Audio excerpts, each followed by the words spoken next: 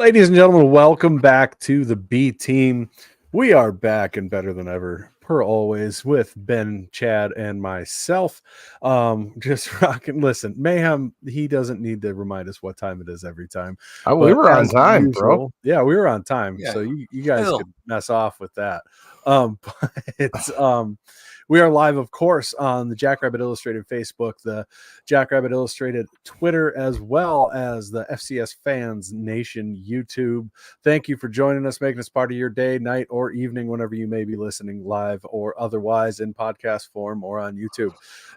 We would like to thank our title sponsors for Jackrabbit Illustrated in general, Kubota Dealers of South Dakota, with 10 different locations across the great state of South Dakota, a couple just over the border as well.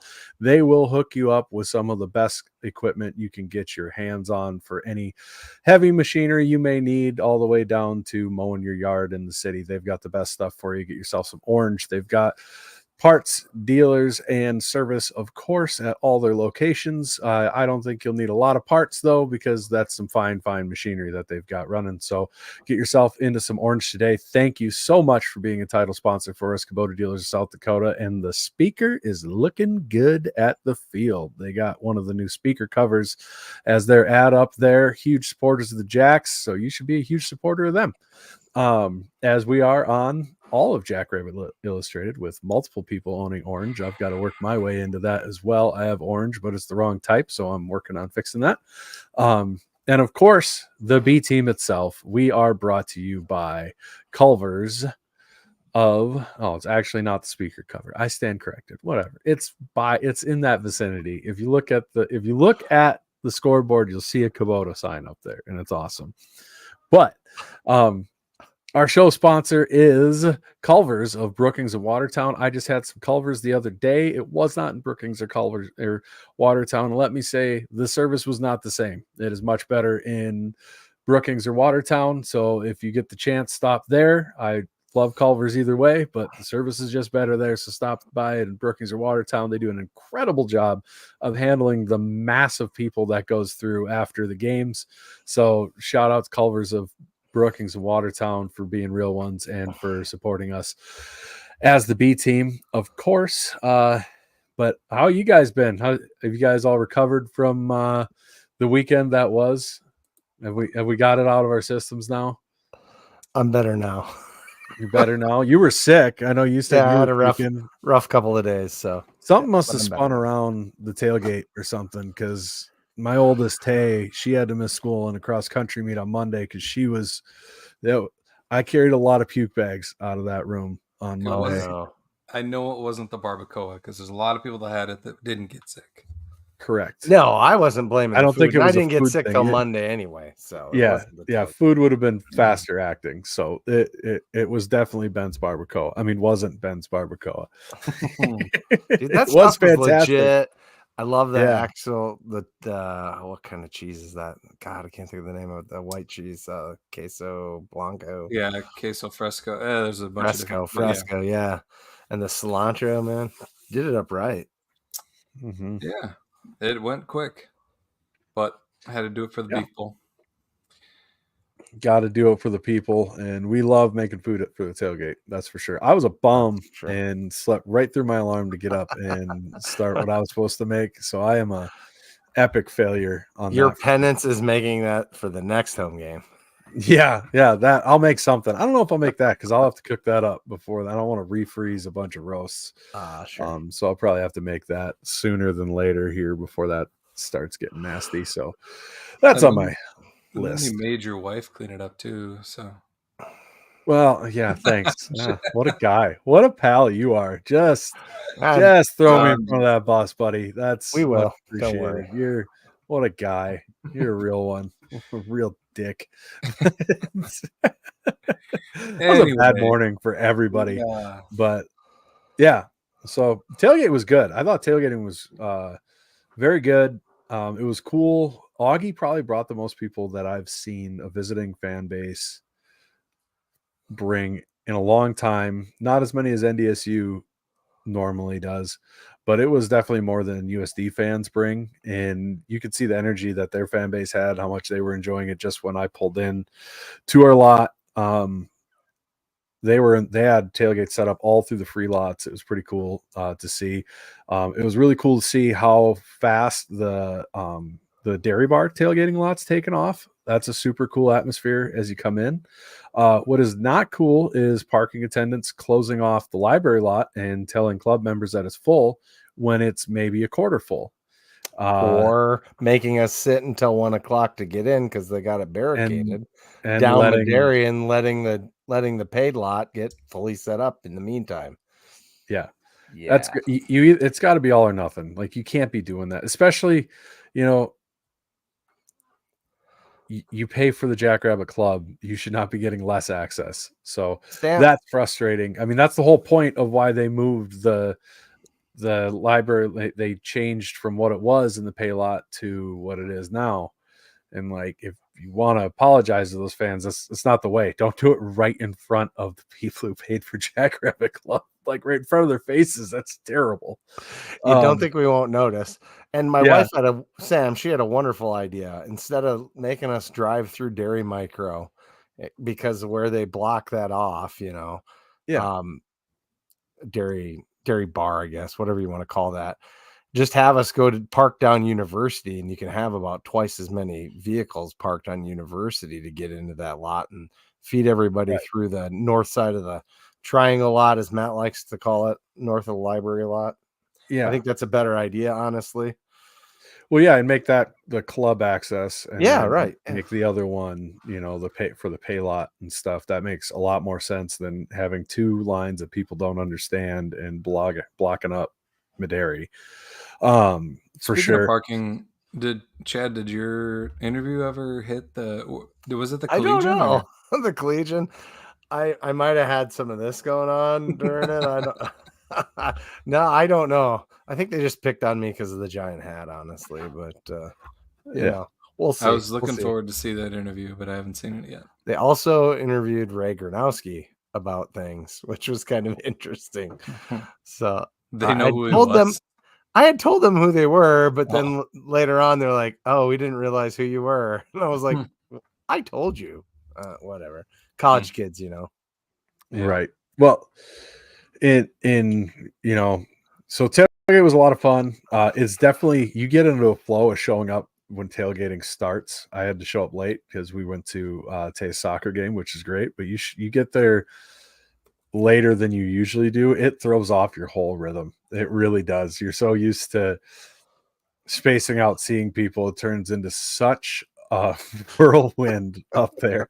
It was fast. It went really fast. So I always recommend getting there as soon as you can. Obviously, kids' sports games are more important. I will always pick my daughter's games over tailgating. But that being said, we had the old ugly complaint rear its head once again, and I know the right people know about it, but I can't not say anything. UPD, you got to chill out again. Yeah, they did look like they were on a mission this week.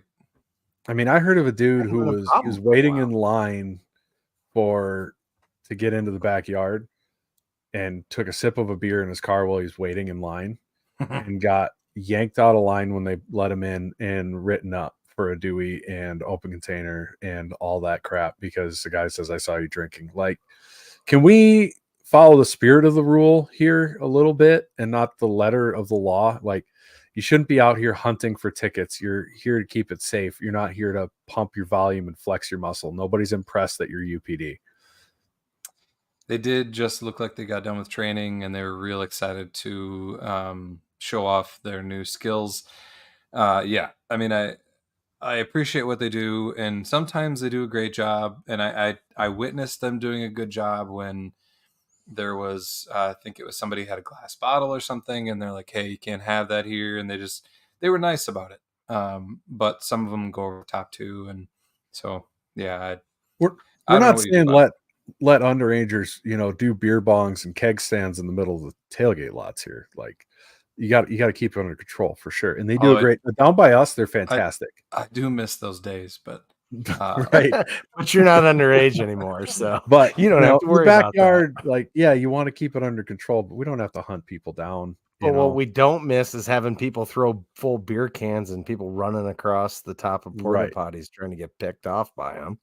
Right. So, I mean, there's a happy medium somewhere in between the two. There is a happy medium that I firmly believe we can find, but that's enough of that. We don't need to go too far down that road.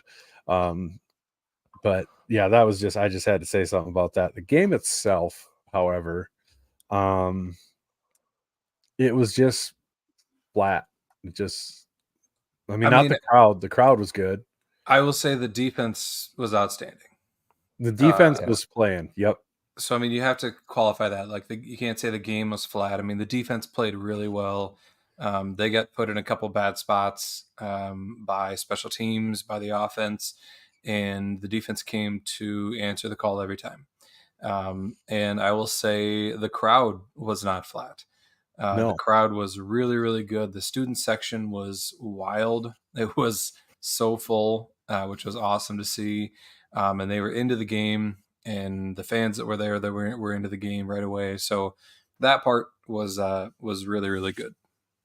Well, and props to the game day ops folks. They've started doing this year, which I've really noticed and I think makes a big difference, is when we come out of media timeouts and stuff, and it's just naturally a dead time. They've done a good job of picking songs that are really wind the crowd up. 100%. Yes, it hasn't been every time, but they're starting to do it more, which is awesome. And Kevin's saying a win is a win is a win. That's a fact. My whole thing is, am I going to lose sleep over this game? No, I'm not. I said it on the late night with Borg. Like, I believe our offense is the one that was literally unstoppable for Incarnate Word and put up 45 points over the one that just was never in rhythm. They just had a tough time. I believe more in what I saw in a ranked FCS game than what I see in a D2 game. That caveat being said, I'm also a huge fan of not being hypocritical. And we ragged on Montana last year and their fans for trying to prop up their win against Ferris State to be something it wasn't.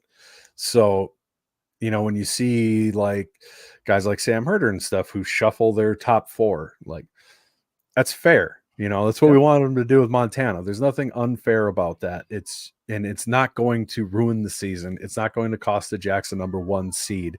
The games will play out. It will be fine. It's totally fine. And I fully expect the team to bounce back from this for sure. And we got to remember too, this team was not going to hit the ground running like last year. Last year was packed with dudes who had record numbers of starts under their belt and all this stuff. This is still a very good team. It takes time for everything to click and gel when you've got new starters all over the place, guys getting injured and whatnot. So now you've got backups in who have even less experience, so they've got to get gelled and all that. So I guess my moral of the story is I'm not like worried about the offense. It'll start clicking. I'm a little concerned play calling wise. Sometimes the play calling feels like with the mesh of Olsen and Freund that it's trying to half be one offense and half be what UND's offense was, and it makes it feel a little clunky at times. Mm-hmm. So, and I think some of that's going to be those guys getting used to working with each other and all that. So that's just kind of my feel overall on the game. Yeah, I mean, I've gone back and forth in the play calling. I was real critical of it right after the game, just initial reaction. After doing a rewatch, not so sure that I should be so critical. I think there are two things about our offense right now. Number one, while we did hit on some runs, we had a lot of runs that got blown up. Now, credit to Augie's D-line. They played really well, and I think they got some dudes on that D-line, particular number 90. His name I wrote down somewhere. I'll find it later, but Tyler Byrne. There we go. Number 90. I wanted to call him out. He was really good. He kept blowing up our tight ends and getting in the backfield. And I think that we got off schedule a lot because of some of those blown up runs. The other thing that I think we have going on right now is that Mark and his new weapons are still trying to figure out timing. It's completely different going from having the Yankees, who had been playing with Mark for 3 years in a row, and then going to a set of wide receivers that most of them only had 1 year with him, and some of them none at all. And so I think we're still feeling that out. I think there's still some timing issues. It takes a while to trust what the receivers are doing before you can start doing those timing throws.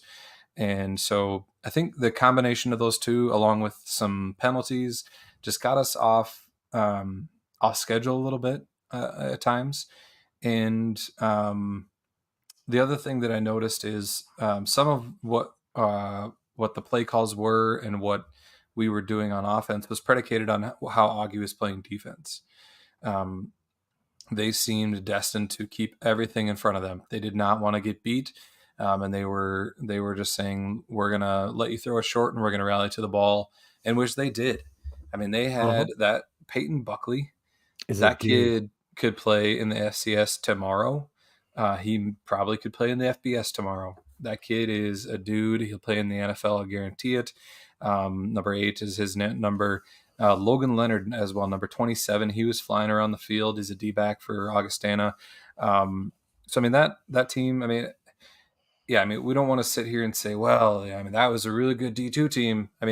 We should have done better against them. There's no doubt about that. They are a good D2 team, but I don't want to blame it. The reason that we had so many struggles on that, because some of it was self-inflicted as well. And I think that there are the things that I mentioned, I think will get cleaned up, and not to look too far ahead, but we have 3 games to clean it up, and I think there's a bye week in there somewhere. There's a bye week after this week, and then UNI. Yep. Right. And for all of that being said, I do think, generally speaking, a really good rush defense can translate up a level. If you've got a really good defense against the run, it tends to translate. I think passing defense, it's a little harder because of the athletes in space and stuff. But all that being said, we still rush for 233 yards for 6.5 yards per carry. And we only lost 3 yards, so there's maybe 2 TFLs. It just wasn't the performance I think we're used to in an out of conference game, which honestly we should have expected. I mean, this was their Super Bowl, and I don't mean that in a disrespectful way or this was your Super Bowl. It was, and I don't blame them for it. I mean, you could tell from their energy of their fans sitting behind us, this game meant everything to them. I mean, the guy sitting to your right, especially. Oh man, that dude was. Can we address that for a second? Okay. Were they? Oh, it's cool. Were they mocking you guys by slamming their hats on the?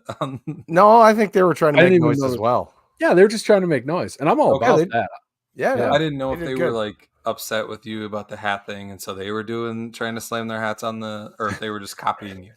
The only people upset about the hat thing were the people who've been buying the season tickets next to us off of StubHub. Those are the only people who end up upset with us.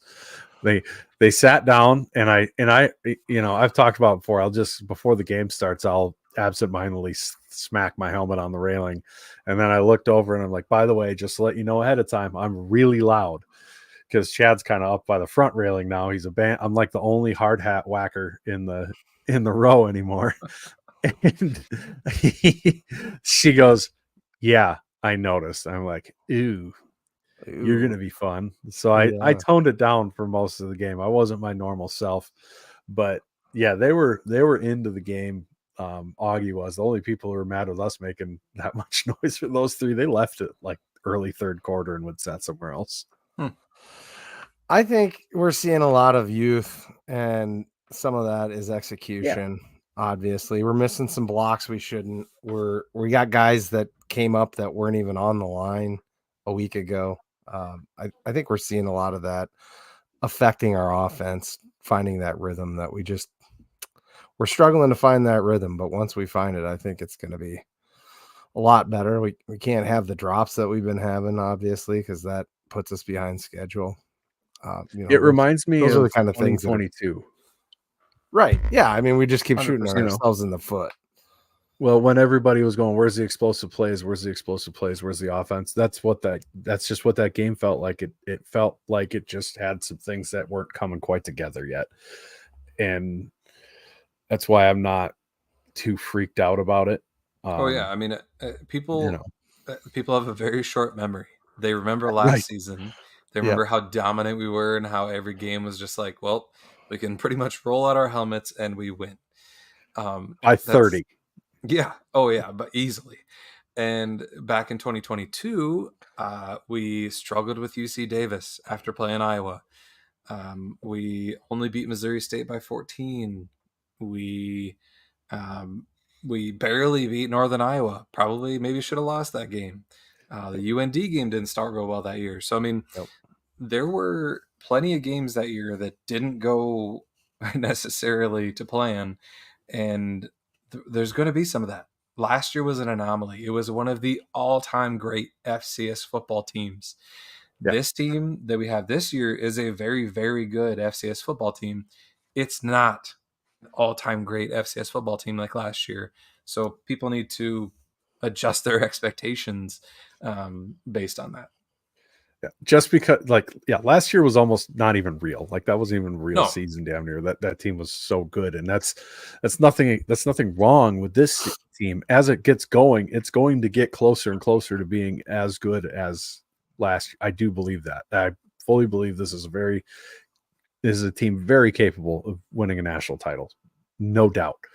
And it's going to be, that kind of makes this season more fun to me. Right. You get to see who's going to emerge, who's going to be the guy, who's going to, how are they going to gel and all those things. And to me, that's part of the exciting part of football a little bit. Not saying last year was boring, but it is a different type of excitement that I kind of was looking forward to this year. And it's here. That's good. You don't want to, I'm not saying you don't want to blow out every game, but it does make it a little more exciting if we have some close ones at home, like the UIW game where it's in doubt and you're really hanging on every play. That's kind of fun once in a while.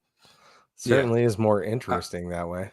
Yeah, I mean it's fun. It's more interesting. Now I don't feel like going back to the days where we randomly lose a game we shouldn't, and we're in the parking lot like, what just happened? Like I'd rather not have that. But I mean, we could have that this year. We'll see. But no, it's going to be a fun year. It's been fun so far, and it's going to be a very fun product placement. Season. Brendan's drinking. Shout out to Deb.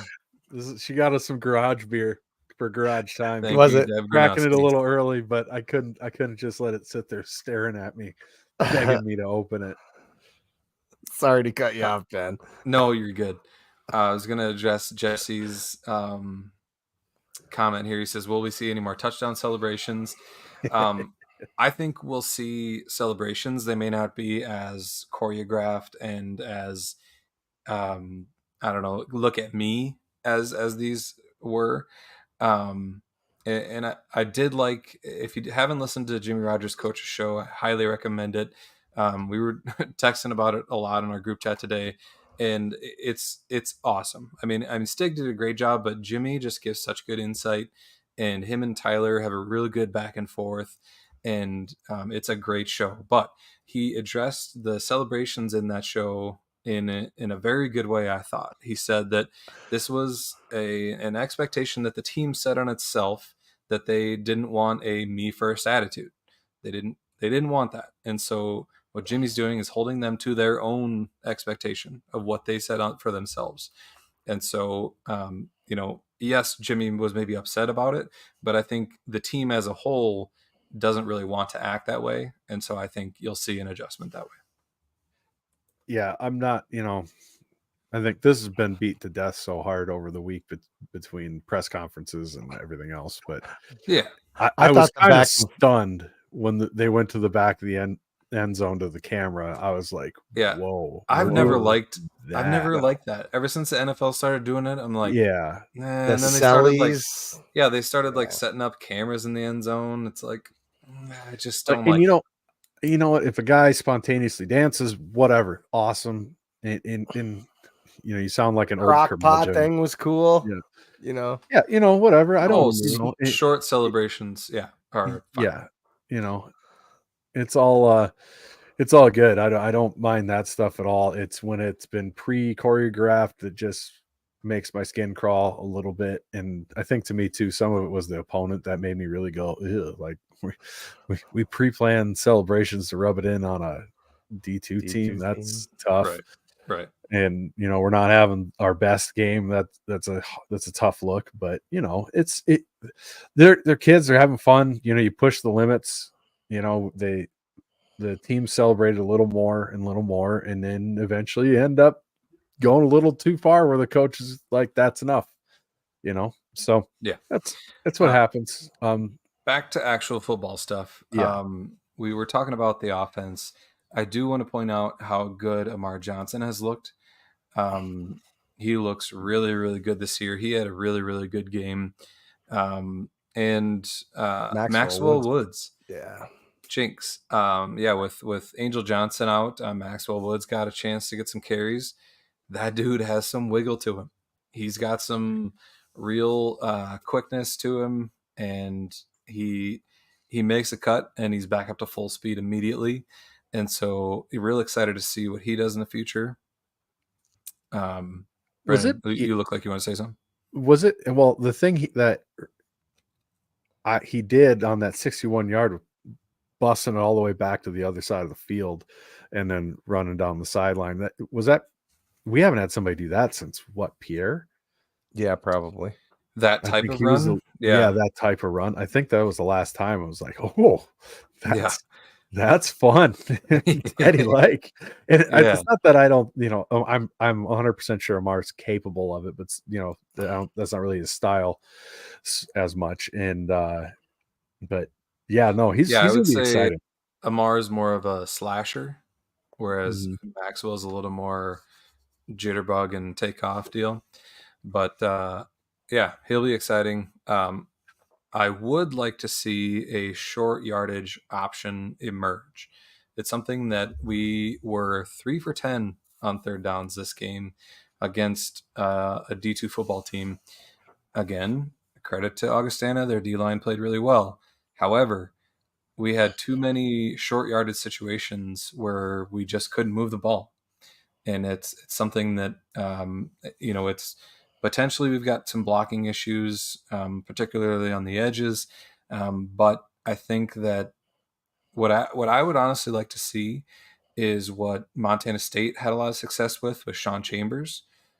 We saw them run it against us, and they had this package where Sean Chambers came in, and if it was like 4th and 2 or 4th and 1, it was damn near automatic for them to get a first down with Sean Chambers in there because he's so big and powerful, and they had an extra blocker in front of him.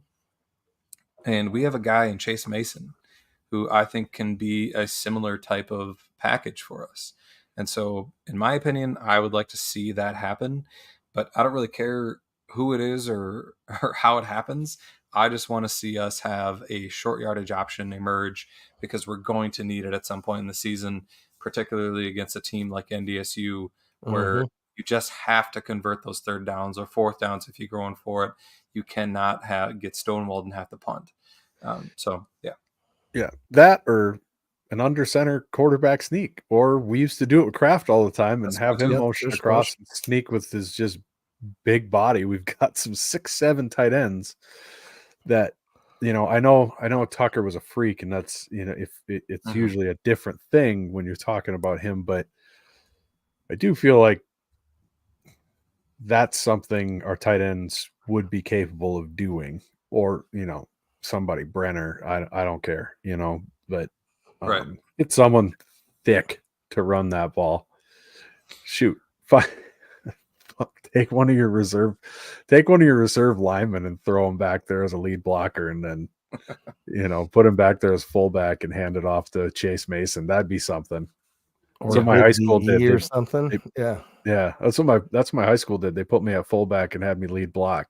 It was like having a guard come out of the fullback position. So with a running start, I'd love to see, one of them big boys with 5-yard head start meet a linebacker in the hole and then have Chase Mason follow it up. That'd be something. But yeah, that's all I had on the offense anyway. Did want to touch on the defense. Again, we mentioned they played lights out, really impressive, especially the run defense. Augustana gained 57 rushing yards, 24 total net on 21 attempts. If you figure out the yards per rush on that one, it's pretty damn good. And only 171 total yards. They had more punting yards than they did yards of offense. So overall, a very, very good game for the defense. They continue to look really, really good. yeah, I mean, they did kind of what you expected, but also just what I expected to see out of them when they didn't have to face an up-tempo spread UIW style offense. You could kind of see it, when you hold Ollie Gordon to 100 yards until the very end of the fourth quarter. You're onto something. You're cooking. You got run defense, and not that I don't think, a pass defense is terrible, but when you saw it against a more normal offense that we face normally, you saw how good the defense really is. I think they didn't pass 100 yards of offense total until in the third quarter. I mean, that's a good showing. So really, really happy with how the defense is. I think the defense is going to look really, really good all year, and it's just going to look better and better and better. Yeah. And I think we talked about prior to this week we wanted to see more out of the D line. I think we saw that. We saw them making some plays in the backfield, and I think we continue to see that. I think they continue to develop, and we see more pressure. Everybody wants the sacks, but even Jimmy again mentioned on his coach's show, he's like, the system we use doesn't produce that many sacks. He's like, I'm sorry, but it's the system we use and it works really, really well. And you can't argue with the results. And so, Is it me or does he get better on the coach's show like every week? Because he's this week was even better than last. I like he's like, well, you brought it up at the post game, and Tyler's like, no, receipt right here. I didn't bring that up. That was you. He's like, okay, well, I guess you're right then. His personality. If you don't listen to the coach's show and you want to hear Jimmy's personality come out, watch the coach's show because it's really fun. Him and Tyler have such a good relationship there, you can tell, and that really lets it shine through, which is a lot of fun. Definitely. Well, anything else on this game before we move on? No, it's time to flush it and take the W. Yep. This game, feels like this game out of all the games has been talked about more after the game's been over than any other one all over. Yeah. So yeah, we don't need to beat this one to death as we are a half hour in anyways, but we had to talk about some tailgating and some UPD stuff. Oh yeah. Per protocol. I burn a good 10 minutes. Yeah. All right. Well, true. Now we've talked about this game, let's before we talk about SLU, we need to look at the Missouri Valley standings and potentially look at some top 25 action. Working on it. We will go over all the individual Missouri Valley games on Scare Money Don't Make Money on Thursday night. But to look quickly at the standings, you've got Illinois State, UND, NDSU, UNI, SDSU, and Southern Illinois all at 2-1. USD, we should talk about that for a second. They fly out to goodness. Portland. Yep. And don't get That's to play a short football trip. game. Portland State, they had too many players come down with a whooping cough, which is last I heard, I thought we had vaccines for that, but I don't know. I thought so too, but You know, that crazy It's a different granola area of the crowd out country. there. Yeah. Different area of the country. So, enough players came down with whooping cough. The USD did not get to play a football game. They had to fly back without playing. I actually feel bad for them. I feel bad for like the parents that traveled out there and any fans that traveled out there and didn't get to watch a game. Just a bad deal. And the weird thing about it is that they didn't consider it a forfeit. And Right. that it was a game that just is not going to happen, and they're not going to be able to replace it on their schedule. And so there's an opportunity for an FCS win that they just don't get back. Yeah. I mean, there's real possibility, especially with seeding being 1 through 16 this year, that has real repercussions. Candy, stop it. But I got a cat yowling at me, so I apologize if it's on there.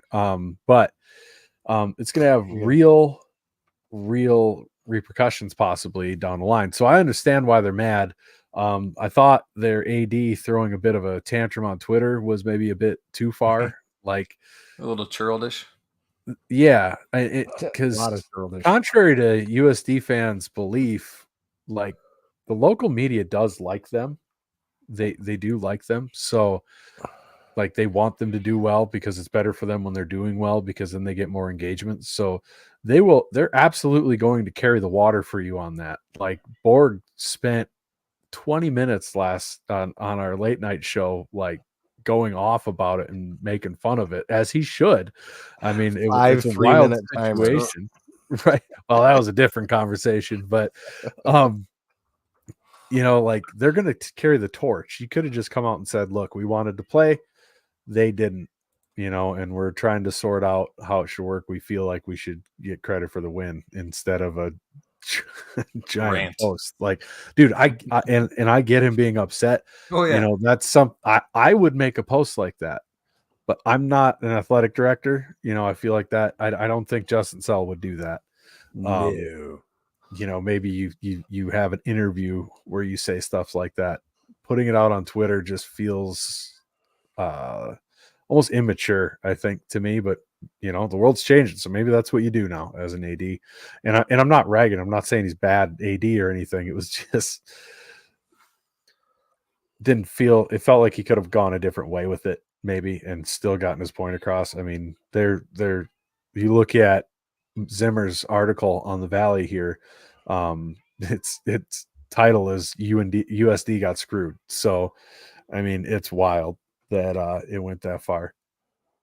Can you imagine if they made that big stink about it and then they go and lose to Drake this weekend?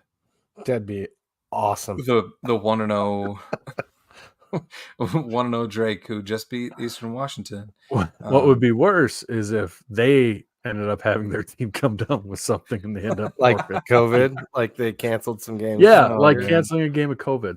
But they maybe did that. I get why they're mad. Like you let them, on Thursday and let them fly out Friday. What is wrong with you? Like you knew it was pertussis. Like that doesn't clear up. Like it's not like, oh, we're gonna be better. We'll be ready. Like you should have at least warned them before time. Like, look, we might end up canceling this game. We don't know if we're gonna be able to play. Yeah, I agree. Back to the standings. Sorry, I didn't finish that. I got caught up in Portland State mess. The rest of the standings, well, I guess the rest of the standings don't really matter because it's, there we go. Sorry, I was trying to got Indiana State, Missouri State, Murray State, and Youngstown State at 1 and 2. Nobody is winless in the Valley anymore. And nobody's undefeated either. All right. Then we've got the one of the only polls that's available right now. We've got the stats poll, and they have what? Well, that's the active streak of weeks in the poll that Chad has up there. It is? Yes. Active streak of appearances and yeah. By the way, that is impressive for the record. Like you just got to scroll down a little farther. You're on the right spot, Chad. That's just what they have on there. I went and opened it up just out of curiosity because I saw it pop up. But that is impressive. I mean, we are Us and NDSU are not close to anybody else, and it is wild by Right. 120 weeks. That is 2 full years worth of Games. calendar years worth of weeks. Like, that's crazy. But Yeah. anyways, So the stats poll still has the SDSU at number 1, NDSU right behind, and then they've got Montana State and Idaho, which that top 4 is pretty consensus among pretty much every poll you're going to see. And I think an argument could be made for any version of that. I'm kind of surprised. I mean, we've talked about how, like, if a poll dropped us, we wouldn't really care. I'm kind of surprised that they have NDSU at 2 still. Just with how they've looked, or how they looked against East Tennessee, and the resume that Idaho and Montana State have compared to NDSU. So that's just, but again, we're splitting hairs there. But well, let's be honest, it's a stats poll, right? And we know, like, Blue and Sam Herder and Jamie and all those guys have they do a good job. They put effort and thought into it, and they don't just slot rank. But we know that they put effort and thought into it. Yeah. What are you saying about the stats poll?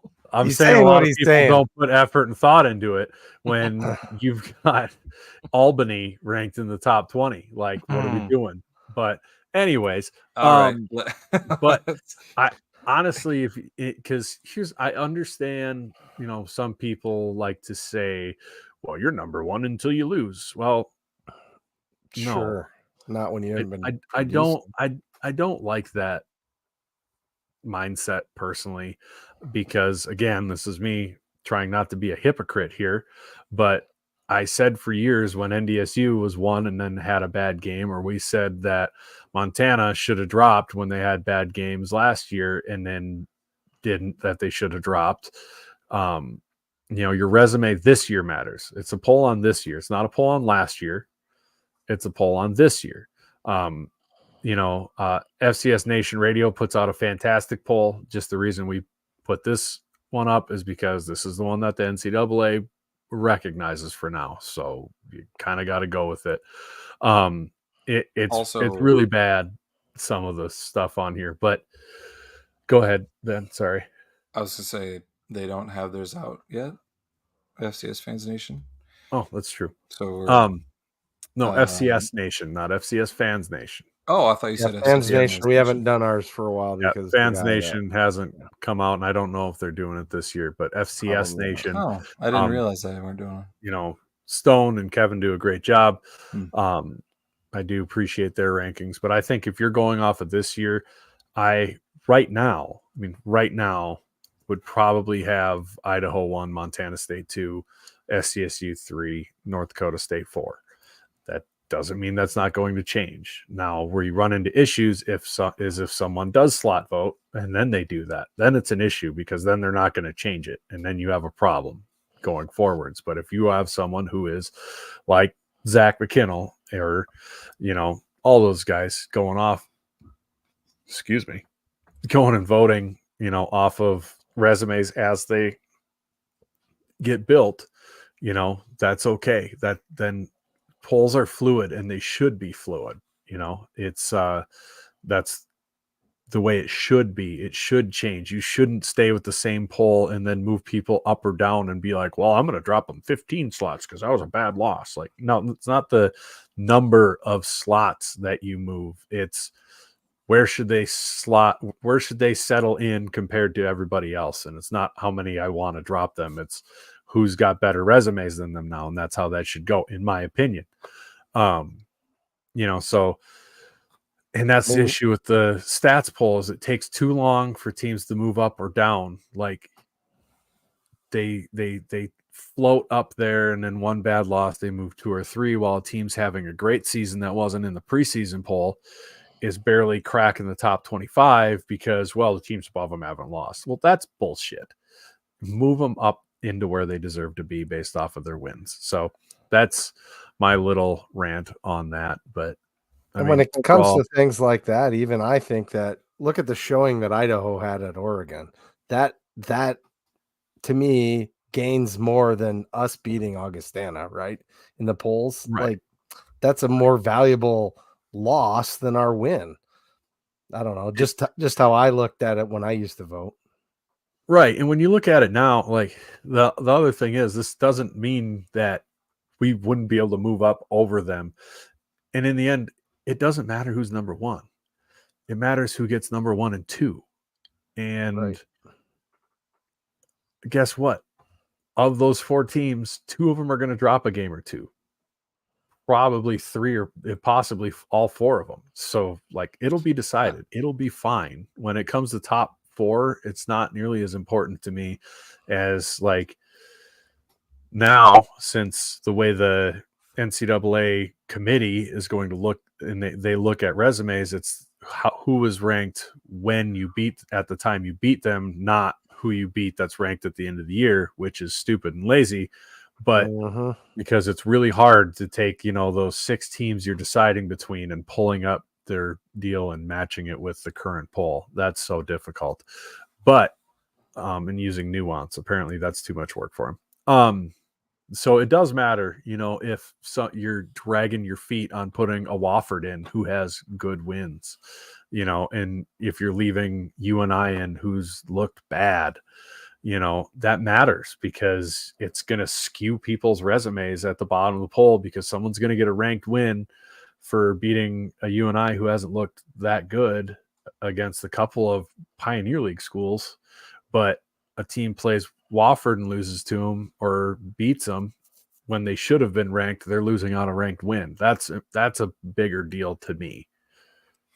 For sure. No, I get it. I do like Zach's comment here. Number 1, Zach McKinnell. He says, UNI getting votes is insane. List of honorable mentions is disgusting too. McNeese getting votes should get people kicked off the voting panel. I like this idea. I was imagining people handing in their polls and then somebody looking and being like, all right, who voted McNeese? And people laughing about it. But the problem is it's like serious. People are seriously entering this and like saying, yeah, I think McNeese is a good team. It's just wild. But anyway, enough of that talk. Well, if you believe one guy on Twitter, it's because the voters are getting paid to vote for certain. Yes, I forgot about that. That was the most unhinged shit I've had somebody say to me about a poll ever. That was wild.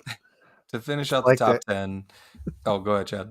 I was like, it's that Candy Crush commercial. This isn't how any of this works. To finish out the top 10, we've got Villanova at 5, and then USD at 6, SIU, Central Arkansas, Montana, and UND at 10. And then for the rest of it, Valley teams, you get Illinois State at 17, and for some reason, UNI at 25. So. And I feel bad for UNI. They're the whipping boy all the time.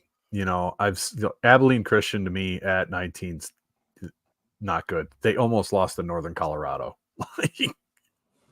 Are we sure about Abilene Christian being at 19? They almost lost to Northern Colorado. That's like almost losing to Western Illinois. Like, what are we doing here? Right. Like Garrett says, the poll is different than the playoff resume. I mean, the poll is not a power ranking. I mean, we have that poll versus power ranking debate all the time. Zach says he's still waiting for the check for being paid to vote for people. They're in the mail. Yeah. Anyway, let's move on. We've got another football game coming up this Saturday, going all the way down to Hammond, Louisiana, which I had to Google where it is. It's just to the east of Baton Rouge. Louisiana. It is. There. Thank you, Brendan. Southeastern part of Louisiana. Yeah, east of Baton Rouge, north of New Orleans. North of the Gulf of Mexico. It would have been a cool trip to make, like go to New Orleans for a couple days and then go to the game, but probably too late for that. Word on the street is Kevin's going to be down there. Yeah. Hosting an Alex's Lemonade stand. Which, if you are going to the game, look up the FCS Nation Radio podcast, and they will be talking about their tailgate party they're having at this game with Alex's Lemonade Stand. Go check them out. They're good dudes, good cause. I'm sure it'll be a good time. Before we get too far ahead of ourselves here, Mm-hmm. we have failed to mention our segment sponsor, Cubby's Sports Bar and Grill of Brookings, South Dakota, in downtown Brookings. Which segment do they sponsor? One of them. They're a segment sponsor, and since we don't have defined segments, I picked what a segment is. So this is a segment. The game's not real segmented anymore. And so it is. And they put a huge JI fan up, the flag up in there, and if awesome, like that Matt was said, sweet. If you'd have told 21-year-old me that something I was associated with like this had a flag up in Cubby's, right. I would have probably said, "Oh, so I snuck it in there, or what? How'd I sneak that in there? That was pretty clever." No, so that was crazy cool to see that picture get shared with us. That's awesome. But Cubby's is, we tell people over and over and over again, get down to Cubby's for the best sports bar in South Dakota. Great chisel, great burgers. I mean, great food in general. The nachos, Thai nachos, all sorts of stuff. Someday JI Italian nachos, maybe comes back. Great Alex's Lemonade Stand supporter last year. Maybe we'll be able to figure something out this year. They've been awesome.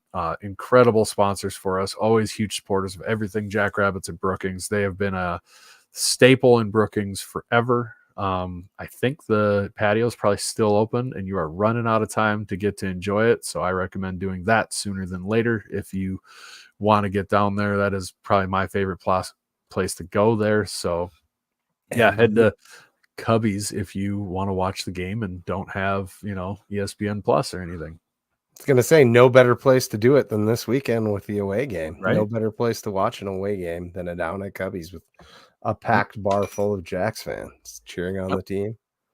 But if you can't get to, if you live far away from Brookings and can't get to Cubby's, we do have the Jackrabbit Illustrated Bar Network, the Jibbin, as I like to call it. You can look on the website, jackrabbitillustrated.com, and find a viewing party near you. So, do that. I haven't checked out that list. Is it getting populated? Yeah, it is. We have multiple states on there and everything. Wisconsin, South Dakota, Minnesota, Iowa. Yep. We got to work on Nebraska next. So, it's a pretty cool deal. This is so cool. I just went to it's awesome. You've never checked it out? Dallas put that on right away afterwards. Dallas made it. And like the week after we first talked about it. Yeah, it's got by state. Yep. By town.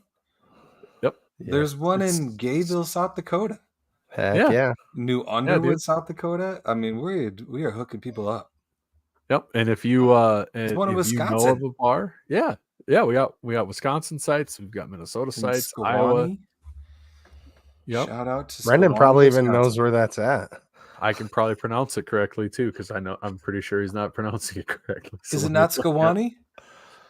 I don't know. I'd have to look at it too. Hold on. I'm looking at the list now. I got to see because I'm gonna. This is great radio. Pretty sure it's not. No, this is great. This is great. Googling with Brendan and this is why people watch us. Squawani. I guess it is Squawani. I've never heard of Squawani. I wonder if that's a typo. He's not even a real Wisconsinian. Doesn't know where Squawani's at. Zach, no, none of us are traveling down to Hammond, unfortunately. Kevin said Stone too. We care way more about you, Kevin, than we do about Stone. Stone never watches our podcast. That's a typo. Kiwani? Yeah, Kiwani. Yep. No S. The S is just not there. The S is silent. That's Fond du lac. Wisconsin is so stupid. No, there's no S in the word. It's a typo. No. Yeah, it's a typo. Squawani is way cooler. They should put an S in front. But it's supposed to be Kiwani. Oh, okay, that makes way more sense. I should pull up the name of my hometown's high school now and see if you can pronounce just that. Type it in the chat and we'll have a shot at it there. Mary Larson says she got a friend group of 15 going to New Orleans. That's pretty awesome. New Orleans, Louisiana. I hope you're also going to the game. Well, I mean, maybe New Orleans is pretty fun. You may not be able to make it. Yeah, you might not that make much it. fun. We have too many hurricanes. I'll put it in the chat and everybody can try to. Dallas says submit a ticket, a help ticket for the typo. Corey says he'll be in Hammond for the game. That's very cool. Nice. I like it. Check what my god. Matt says, I saw Southern Illinois QB got hurt, has to have surgery. That does stink for them. Yeah.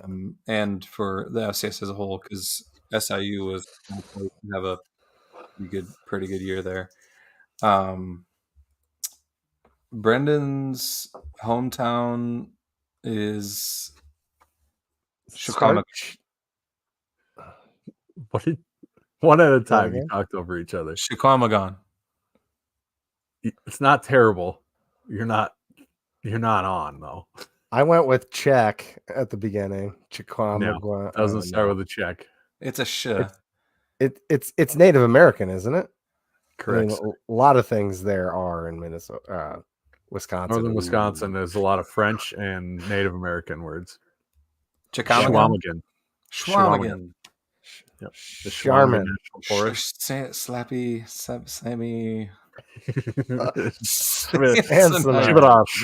Way off. All right, let's talk about this football game, for God's sake. I was being nice. All right. Yes, Southeastern Louisiana, who now calls himself SLU, although they will always be known to us as SELA. SLU on the program, SELA in my heart. Exactly.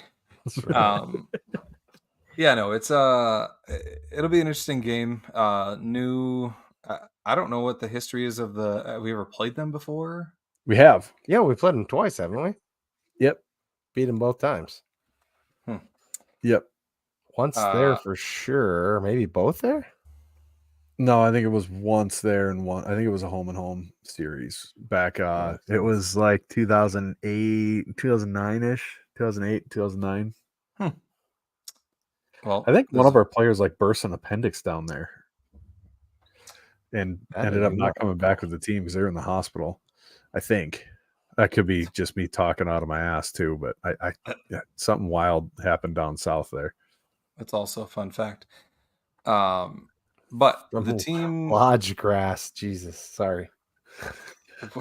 I spent a night in a car in a blizzard in Lodge Grass, Montana. So sorry, that just aside. You have to talk about the comment before you start talking about something. I don't think you wanted to say the whole comment. Yeah, I didn't really.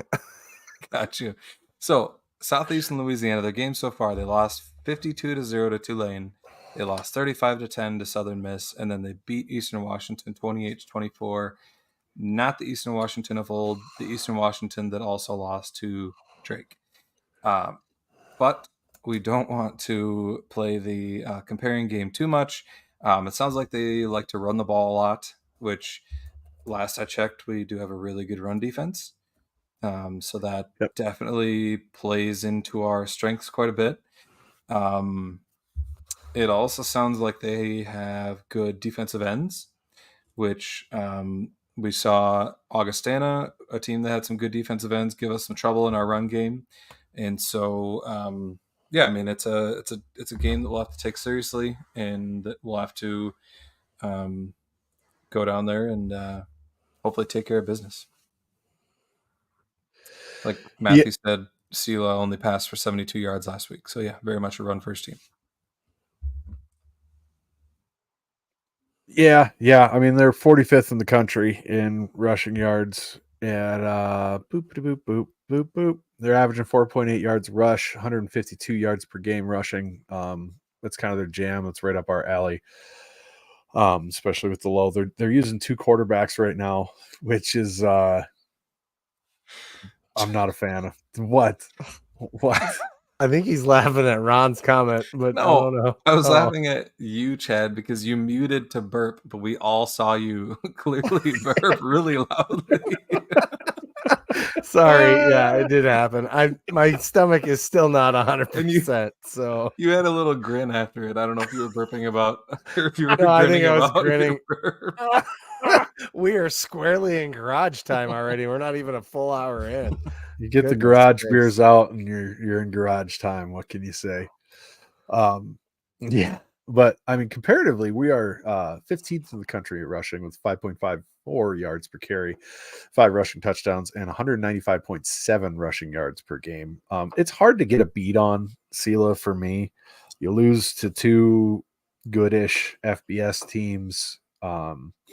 When you beat an Eastern Washington team close, who was the Drake game an aberration for them? And then they were playing hot because they, wanted to come out firing. I don't think so. They want to fire the coach, but, try to give them the benefit of the doubt a little bit. It's a long trip. It's a odd environment. I love out of conference games like this, someone different in the FCS from a better conference than the NEC or the Pioneer League, or some really really bad team you're paying to come in. My hope is if we keep struggling to get FBS games, we get more unique home and homes like this. I really would look forward to that, like get a Stephen F. Austin or McNeese or someone a little bit out of the norm that we don't see around here very often, and kind of cool places that maybe you're like, oh, maybe I go to that game. But we'll see how we handle the heat. We kind of struggled with it in the heat and humidity in Oklahoma State, and Louisiana isn't known as a cold place. So we'll see how that goes with the guys being prepped. I know Jimmy said on the coach, I think it was on the coach's show, that the humidity is supposed to just get berserk after the sun goes down when the game starts. So they're going to be playing in a swamp. I mean, we have humidity here too, so I think we'll be all right. But not that humidity. Somebody people in the Midwest, I've grown up in the Midwest my whole life, and those of us in the Midwest think we have the worst of everything for weather, and we just don't. It's just because we do. We just get everything. Seth Meyer we get some of everything.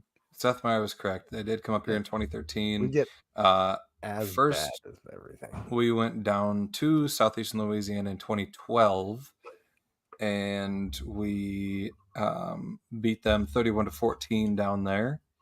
And then in 2013, they came to Brookings, and we beat them 34-26. However, I think somebody pointed out that I think the year that we beat them in Brookings, they were like a quarterfinal team. So maybe a little better team back then, but yeah, we will see how it goes. I don't have a whole lot more insight to provide on them. Yeah, I've been able to catch their games, so I'm a failure to everyone. Usually I catch those games when we've got home games. My God, Ben, the shadow of your nose makes it look like you have the Charlie Chaplin stash back, and that is oh my gosh, my favorite thing. Someone screenshot him. Someone screenshot him right now. You just need some background. Is the light on in your room? Well, yeah, I took this bulb out because you told me it was too bright, Chad. Now I've got lighting problems like crazy. Quick, mute him. It'll be like a Charlie Chaplin film. Anyway, what was See how nice I was calling that a Charlie Chaplin mustache? That was really nice of you. People say I'm mean. Have we figured out the punishment for scared money don't make money yet? No, that has to come naturally. I'm rejecting all any suggestions that get thrown our way. It wasn't a suggestion. I was just asking. I know. There's been some thrown around. Letting everybody know I'm rejecting all and any options that are thrown our way. It's got to be a natural thing that comes about. It's more fun that way. It's got to be a surprise. That's half the fun. I agree. And it's really fun once you've learned to win. I'm going to call Kentrell Prejean to have a big game. He's from Louisiana, Lafayette, Louisiana, I believe. Mm-hmm. Sounds like he'll have a bunch of family down there.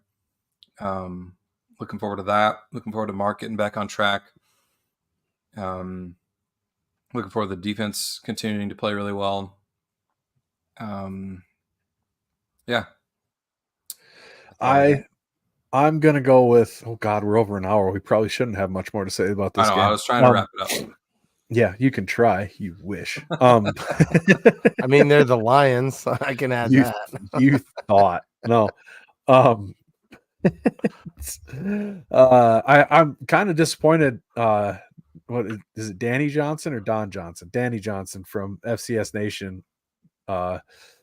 The FCS Fans Nation page that posts on there. It's a huge Southeastern Louisiana fan. I'm a little bummed he's not in the chat. I was kind of excited to have him jump on there. But offensively, I think that Amar is going to have a day. I think the offense is going to start to click a little more and gel a little more, and it's going to look good. But I think Amar is going to have a huge day. And then on defense, I'm going to go out of the box. I'm going to say Baoloon comes out and has a day for himself. Maxi boy. I like it.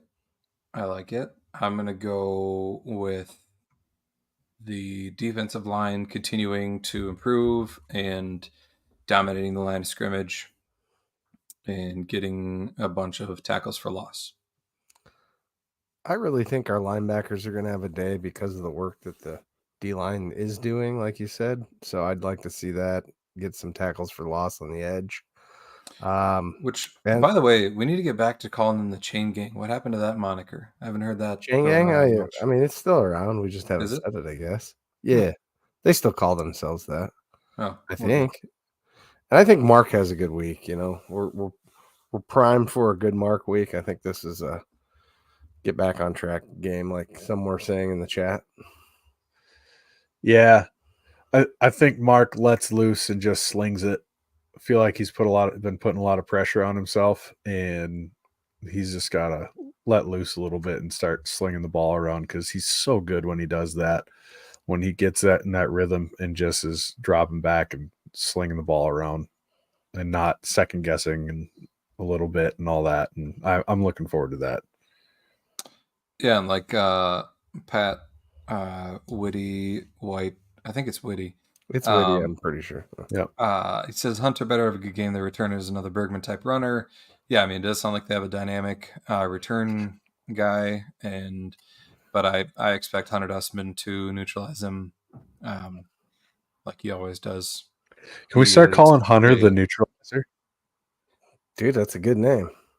I think it needs to be something with like hunting related. Yeah, like Hunter the punter. I hate that. I like that. Right there. It was right there. That's good. On that note, where's call him the neuterer because he kicks their balls away from oh, gee. That might be better than Hunter the punter, though. The neuterer. He neuters their return game. The castrator. Yeah, there we go. I love how people are asking us injury questions like we know. Steve asked if any of the injured players are going to be back. Jim asked Angel going to be back. Yes. All of them. They're all going to be back. No, I don't think any of us know. Go to Vegas for that. Put some money down. So just so everyone knows, I think sometimes it's good for us to reiterate this. Even if we did know, we probably wouldn't say we don't know. We don't try to find that stuff out because we're not the news breaking people. If we've seen it, we'll bring it up. But you guys probably have seen it as well then. But generally speaking, we don't have that information. I do wish what I wish they would do, just because of all the HIPAA, and that's part of why they don't release things, and then they do release things and all that jazz. I wish they'd just do what the NHL does for all football and say upper body, lower body, this many weeks, and be done with it. Then you don't have to worry about, if he comes back, somebody targeting a specific area, all that jazz. You're not naming a specific injury. You're just saying he's out for this long with this. Feels like you get better injury report, more honest injury reports that way. I don't know. I like the gamesmanship of not saying one way or another, honestly. It's a secret. Yeah. All right. With that, thanks everybody for showing up, and thanks for all the comments. As we always say, like, share, subscribe, do the follow thing, tell people about it. Helps us out. On another note, Ryan Drake said that is that their wide receiver? Sorry, You got to quit doing that. Their wide receiver Rollins lacerated a kidney from a hit by their safety. Oh, somebody else's wide receiver lacerated a kidney Oh, sure. from a hit by their safety. Uh-huh. Interesting. Oh, our safety. Got it. There it is. Is that an Augustana receiver then? This is some. This is how clueless we are. This is serious garage time here. Yeah, well, I'm just more break interested. out the chocolate milk. We're gonna need some help, Brian, on what you're talking about. It's from 2008. Okay. Okay. From 2008. That's why. Oh, yeah. Really had us like Rollins. Okay. Yeah, yes. right. I remember. Rollins from back then, and it was Rollin, wasn't it? Rollin, ROL. Yeah, ROLLINS, Rollins. Rollins. Yeah, that's really had me thrown off. Okay, non-appendix. Okay. Yep. Now Good call, Ryan. Thanks for how'd it go, Ryan? Yeah. So park that car. Now that we've Aaron Rollin. There it is. Aaron Rollins. I had to find it. It didn't have an S on the end, I'm pretty sure. No S. You're a towel. I'm a towel. Firmly in garage time. That means it's time to go. As Jim says, as we always say, go big, go blue, go blue, go Jack.